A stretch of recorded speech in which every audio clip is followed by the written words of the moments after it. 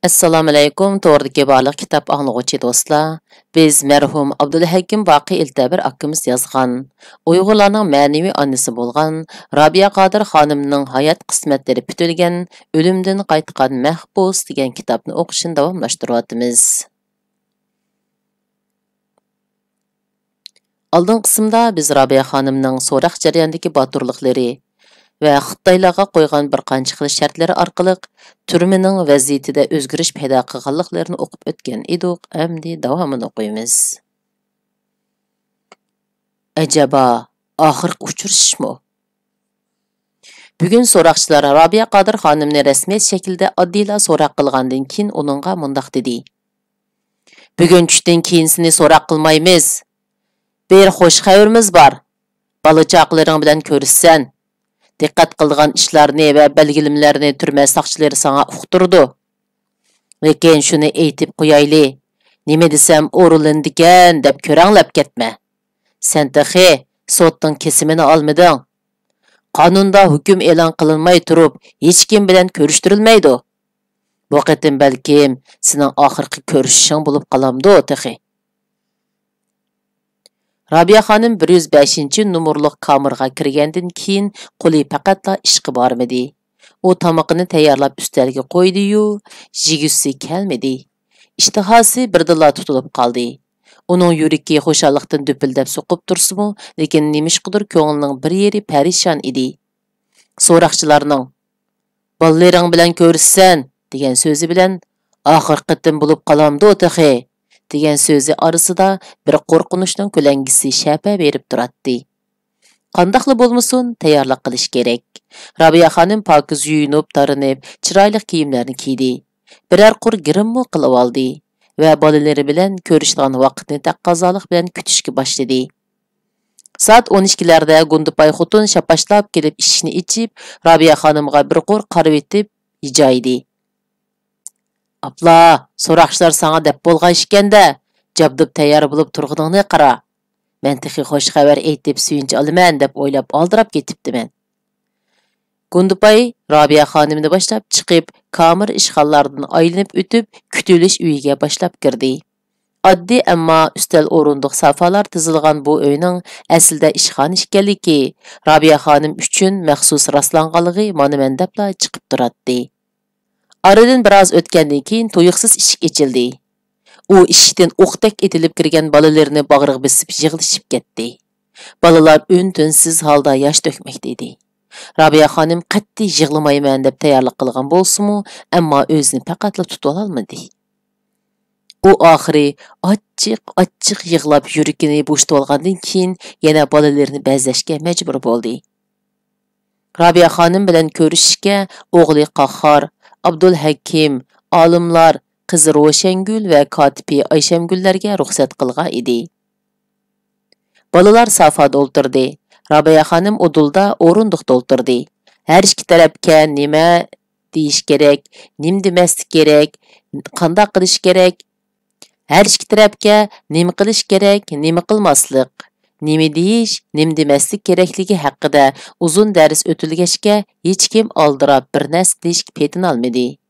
Bolalar hammasi onasiga talmirib qaraydi va yana buluqlab yig'lab ketadi. Rabiya xonim bo'lsa, "Yig'lamanglar bolalarim, jasoratlik bo'linglar.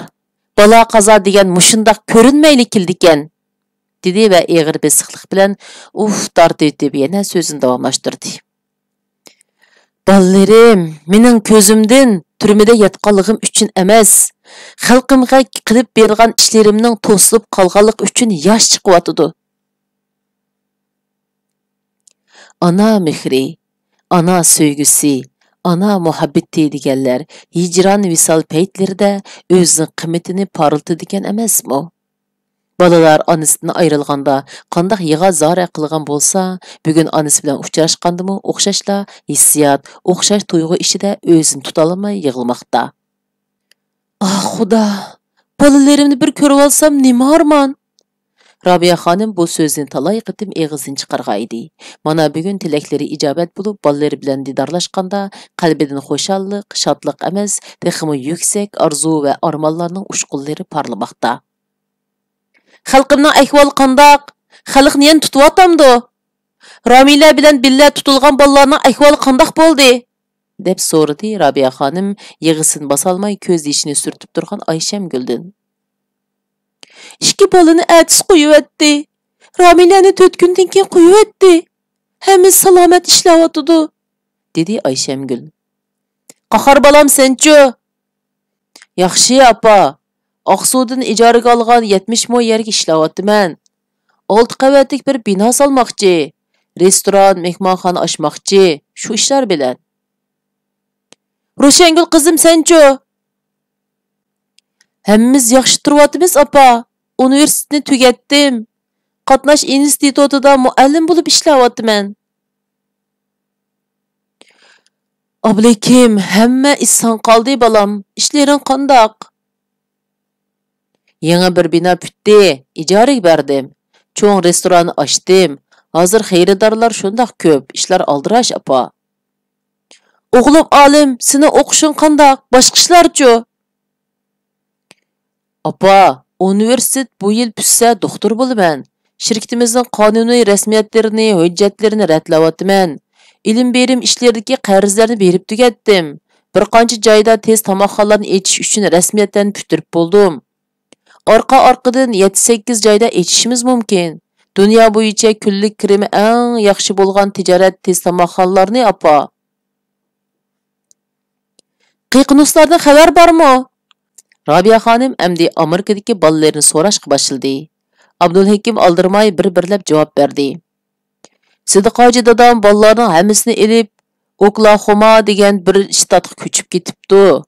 Manzarasi chiroyli, Urumchidek qurg'oq, yemak-ichmak arzon, bayoshat bir yer o'xshaydi. Uning ustiga dadamning bir yurtiqlari bor ekan. Rohila yo'ldosh bilan billa bir yoqdan o'qib, bir yoqdan ishlab o'tibdi. O'g'li Ilyar bog'cha maktabda ekan. Aqida qurilish injenerlik kasbida, Xonzuhra tabibanda, Mustafa o'ttir maktabda, Qiqunus boshlang'ich maktabda o'qiytibdi. Ular beribla uy setib olgan ekan. Hozir yana bir uy setib olib ijaraga berib qo'ygan o'xshaydi. Hammasi pek yaxshi. Davomli telefondashib turyapmiz apa. Oila ishchidan halqagan paranglarni qilmanglar. Jiddiy ammo ostaroq ovozda askartdi bir chetda qarab turgan saqchi ularga. Tursun akanlardan xabar bormi? Tursun akam shu ketgancha kelmadi apa. Avstraliyada turib qoldiga o'xshaydi. O'tganda telefon ichibdikan. Amerikaning gapini to'xtatqizsam, endi Avstraliyaga ketyapsizlar-ku. Diqqat qilinglar. Saqchi yana gapni bo'ldi. Ballalarim bilisizlar, bu bir tasodifiy ish bo'ldi. Onanglar gunohsiz. Men sizlar xijolat bo'ldigan, sizlar nomus qildigan ish qilmadim. Men faqat xalqim uchun qilishga tegishli bo'lgan ishlarni qildim. Hamma ish aniqlanib, aqlanib chiqadiganligiga ishonaman. Sizlar chidamliq bo'linglar, jasoratli bo'linglar, fan-farosatli bo'linglar, hoshyor bo'linglar. Shirkatning ishlarini qonun bilan boshqaringlar. Gap so'z va harakatinglarga alohida diqqat qilinglar. Ilim berim ishlarida odil bo'linglar. Yo'ldan chiqma, xondan qo'rqma degan gap bor. Xalq, vatan, millat uchun faxrlangudek ish qilish hammamizning burchi. Men millatimga, xalqimga, vatanimga o'z atyolaydigan va shular uchun badal to'lashga bardoshlik bera oladigan irodalik bir Uyg'ur onasi bo'lib yetishib chiqqanligim uchun sizlarni tabriklayman. Va o'zimdan faxrlanaman. Ve odamdek yaşayalganlığım üçün meni to'g'ri yo'lga yetaklagan Allohga cheksiz rahmat aytaman. Hech kimning oldida til qisınchiligim yo'q. Hech nimadan qo'rqmanglar, botir yashanglar. Robiya xonim borgan siri hayajonlanib yuqori ovozda so'zlashga boshladi. Shuningdek, shaxsiy oila ishlarini halqib, soqchilar cheklagan siziqdan o'tib so'zlashga boshlagan edi. Ko'zib turgan soqchi yana "Bo'lmadi" degandek qilib bishini chayqab qo'ydi. Yandaki uyda televizor ekrandan suhbatni aynan ko'rib va anglab turgan 4 nafar so'roqchi o'rinlaridan turib Robiya Qodir xonimning bolalari bilan ko'rishayotgan uyga kirdi. Oradan birisi bolalarning orasidagi cho'ngroqi Qahorga qarab shundoq dedi. Mana, apanglar partiyamizning g'amxo'rligiga osiylik qilib, qonun oldida jinoyat o'tkazdi. Sizlar apanglarga ko'proq so'zlab, uning gunohlarini tunishiga, jinoyatini iqror qilishiga yordam beringlar. Bo'lmasa, bu qitimqi ko'rishinglar oxir qitimliq bo'lib qoladi, dedi. Hey qahar, dedi yana bir saqchi orqadilla. Sen Amerika bilan telefon davomli so'zlashyapsan-ku. O'gay dadang Sidiq hojiga deb qo'y. Erkin Osiyo radiosidagi bizga qarshi hujum so'zlarini darhol to'xtatsin. Bo'lmasa, apanglarning oqibati yaxshi bo'lmaydi. Agar shirkatda yaxshi ishlab pul topaman deydikansizlar, oldi bilan apanglar va dadanglar partiyaning gapini anglasin. Tushundingmi? Bo'lmasa hech kim boy bo'laman deb xiyol qilmasin. Dadangga bu so'zlarning hammani ayt. Qeyri saqchi Xitoyning ishoratidan keyin kuzatchi saqchi soatiga qarab qo'yib, "Ziyorat vaqti to'shdi, endi qaytinglar!" deb vaqirdi. Robiya xonim o'rnidan turib, Ayshamgul va bolalari bilan bir-birlab quchoqlashib xo'shlashdi. Saqchi boshlig'ining oxir qitim degan so'zi ham Robiya xonimning qalbida, ham bolalarning qalbida xuddi muzdek, toshdek o'rnab qolgan edi. To'xtamas yig'a zorig'imi ana shu so'z sababchi bo'lgan edi. Robiya xonim kechda yotoqda xushalliq, shodlik bilan qayg'u, g'am aralashgan bir kayfiyatda yo kulolmay, yo yig'lay olmay, xuddi tatliq shirniga lozi qo'shib qo'ygandek bir tuyg'uda azoblanib faqat uxlay olmadi. O'limdan qaytgan mahbus. Bugun 2000-yili 3-oyning 9-kuni, Sulaqda yotqili 7 oy bo'lay degan kuni. Robiya xonim odati bo'yicha saharda uyg'onib ketdi. Kamerning osmon qartib ochilgan kichikina to'nglikidan osmonning suvs oqargan bir parchasi ko'rinib turadi. Bomdod vaqti bo'pti deb faraz qildi Robiya xonim o'ngdisiga yetib. U kechicha 3-4 qitim qarab bisib uyg'ondi. Qop-qora surlik bir ejdaho uni tutib ketmoqchi bo'lib tipirlatdi. Robiya xonim huduqib kayniga dojib chekinatdi. U ko'rgan tushning davomini eslay olmadi. Tuyuqsiz oyoq tivish anglandi. Bu Gundupayning kelayotganligidan derak beradi. Arada oshpazning g'udungshigan ovozim anglandi. "Azroil keldi! Xaloyiq, uyg'oninglar!" Uduldagi uydan Shamshurning ovozi anglandi. Bütün kamerlarda o'ri to'pa bo'lishgan harakatlar boshlandi. "Kimkan? Qaysi kamer? Ko'rganlar vaqiranglarchu!" "Gundupay 105 ni ichiyotidi. Alloh o'zing saqla!"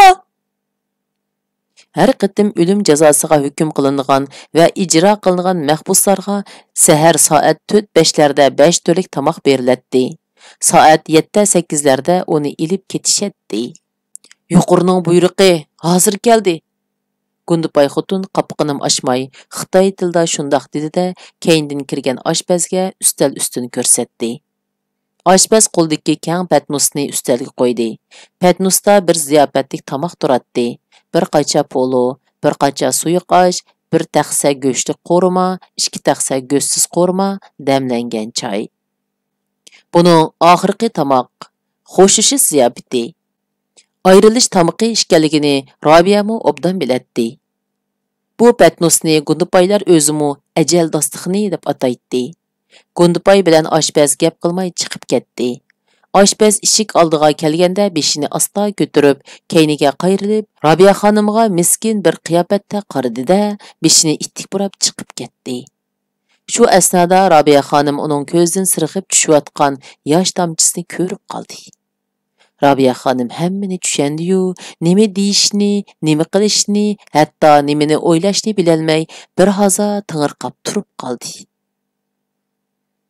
Bulundagi bir kameradan asta ammo titrigan ovozda chiqayotgan mo'ngli qiroat ovozi Robiya xonimni esiga ilib keldi.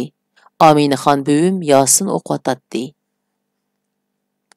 Robiya xonim darhol o'rnidan turib tahorat ilib, 2 rakat sunnat namozini, orqadan 2 rakat farz namozini o'qib bo'lib, salomdan keyin 2 olqini yerim juplab, osmon ko'rinib turgan to'nglikka qarab, talmirib duoga qo'lini ko'tardi. Nim uchundir uning butun vujudi yenik titraydi. Yurigidan urg'ib chiqayotgan bir xil xotirjamlik tuyg'usi aqliga ishorat qiladi. Ko'nglida bo'lsa, rozimanlik hissiyoti tipchaklaydi. U hamma ishni to'g'ri qilayotgandek, faxrlangandek ishonch bilan Allohga omonatini topshirishga hozirlangan edi. Men qatira shukr qildim, ey Xudo.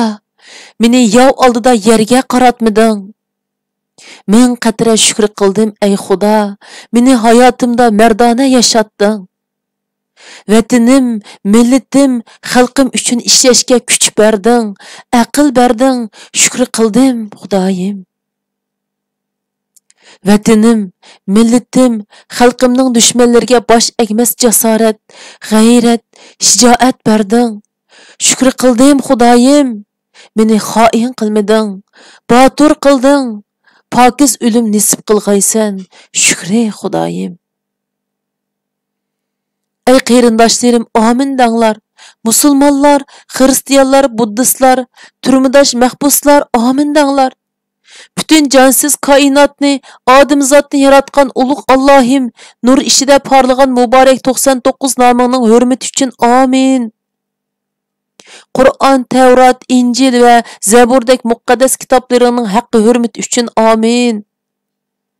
Bütün peygamberlerinin Hazreti Adem, Hava ana, Cibril aleyhisselam, İbrahim aleyhisselam, İsa aleyhisselam, ahirki peygamberimiz Muhammed sallallahu aleyhi ve sellem'nin ve sahabelerinin hürmeti üçün amin. Sen yaratgan ikki dünya, cennetning hurmati ve dozaqning karamati uchun sana yalvarib nido qilyapman. Ey tangdossiz ulug' Parvardigorim, meni yatlar oldida yerga qaratma. Ruhimni farishtalar olamiga, egiz ko'k osmon uchirib ilib ketgin. Shahidlik sharbitini in'om qilgin. Amin. Xitoy bosqinchilarining iflos oyoqlarida yonjilib, o dunyoning zulmini bu dunyo tortayotgan Uyg'ur millatining ozodligi uchun niyat qildim. Menga kuch ber, qudrat ato qil, nusrat ato qil. Amin. Menga hayot kerak, menga ozodlik kerak, menga hurlik kerak.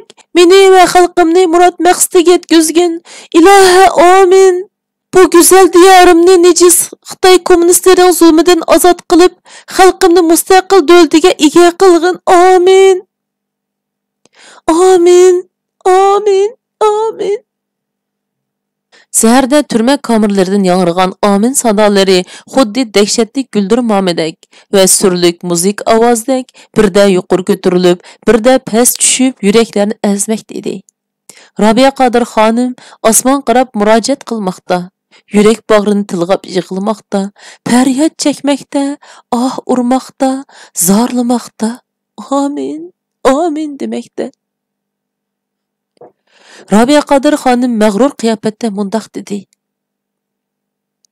Bu ölüm ən bəxtlik insanlarga mənsub buludu. Ölümni qorqmayman. Xalqım üçün nicat tilab qılmaqçı bolğan nurg'un işlerim qılalmadım.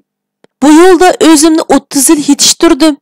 Ey ulug' Allah, topshirgan vazifalaring o'rinlashim uchun menga kuch, aql, jasorat va fursat bergaysan. Amin.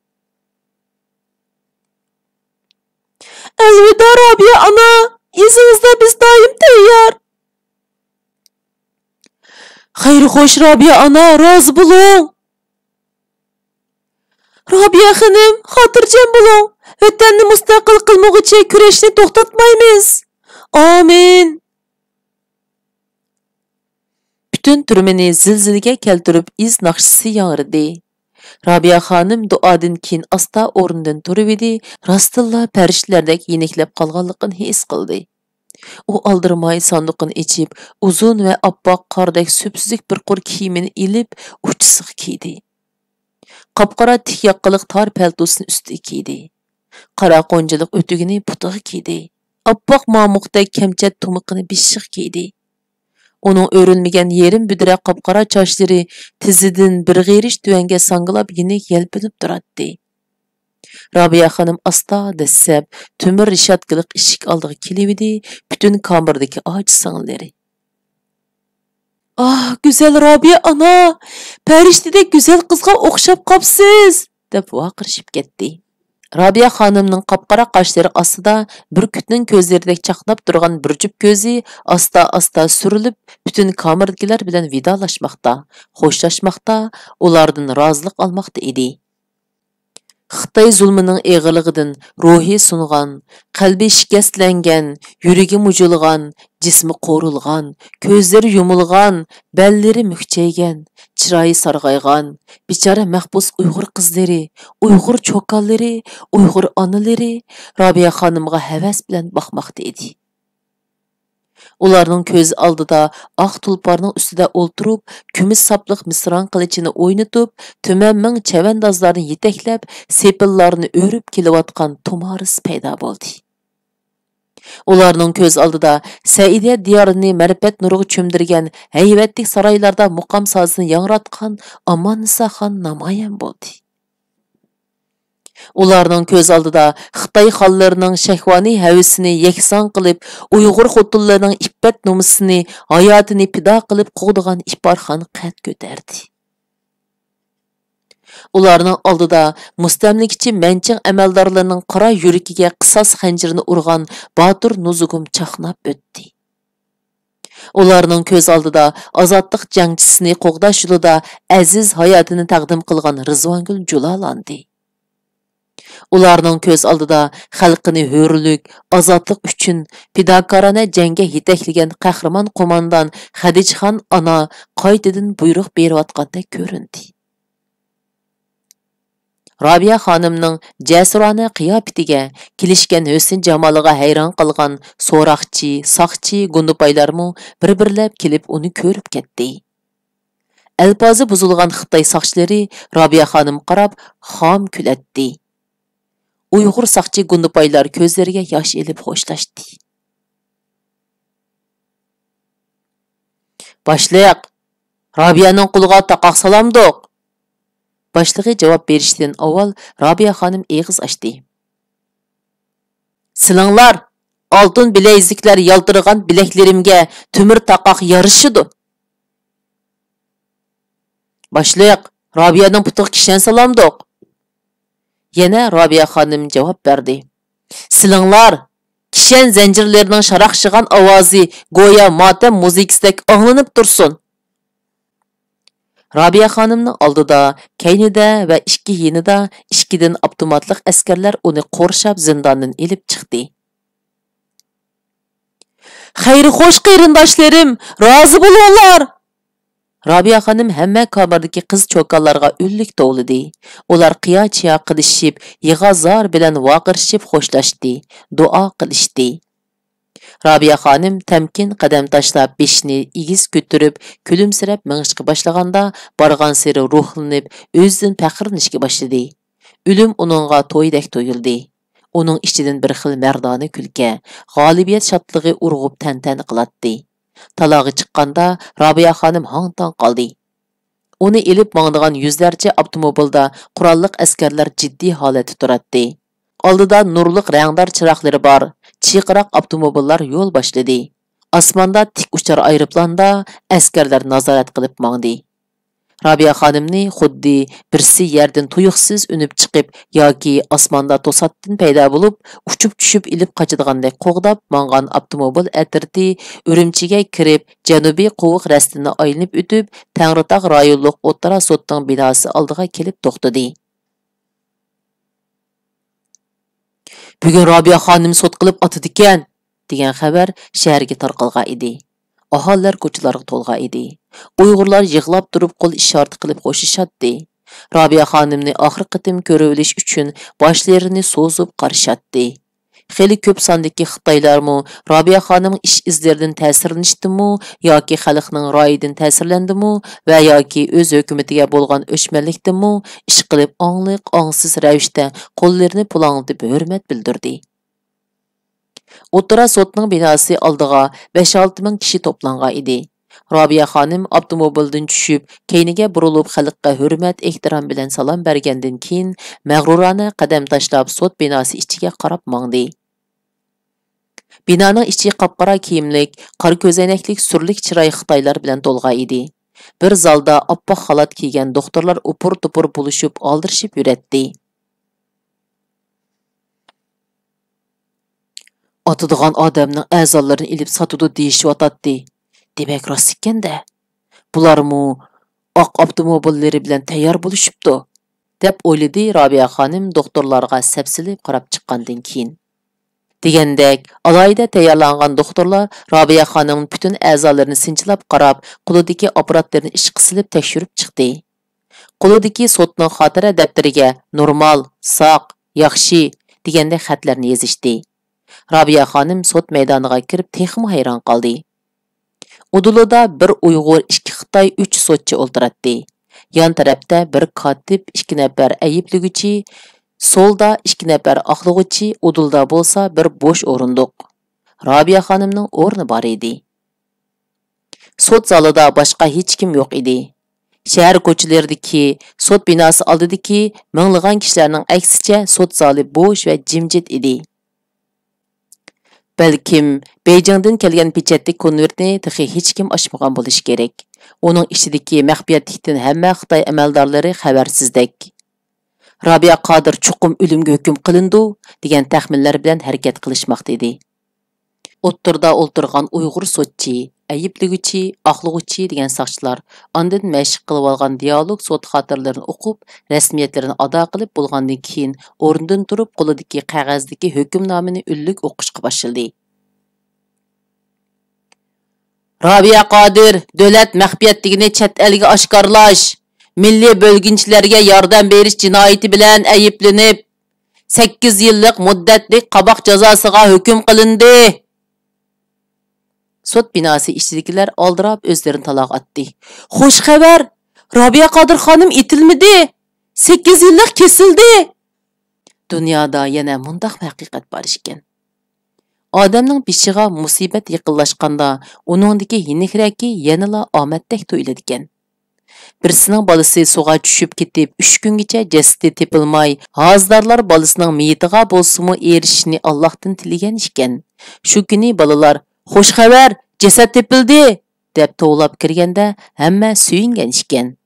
Xuddi shuningdek, Robiya xonimning o'limga buyurilmaganligi, hatto 8 yil kesilganligi-mu kishilarga xo'sh xabar bo'lib tuyuldi. Robiya Qodir xonim yana shunda hayva bilan Liudavan turmasiga qaytirib kelindi. Kishilar yo'l bo'yi tantana qilmoqda edi.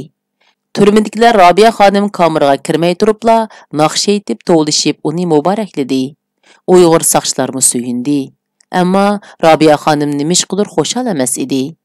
U xuddi murodiga yetolmagan oshiqdek ko'ngli yerim qiyofatda yig'lab tashildi va o'ziga pichirladi. Shukr Xudoyim. Demak, vatanni ozod qilishdan iborat muqaddas vazifa menga yuklandi. Shunday qilib, bu qatimliq o'qishimiz mishagichi bo'ldi. Kelar qatim ko'rishaylik. Xayr xo'sh, Allohga omonat.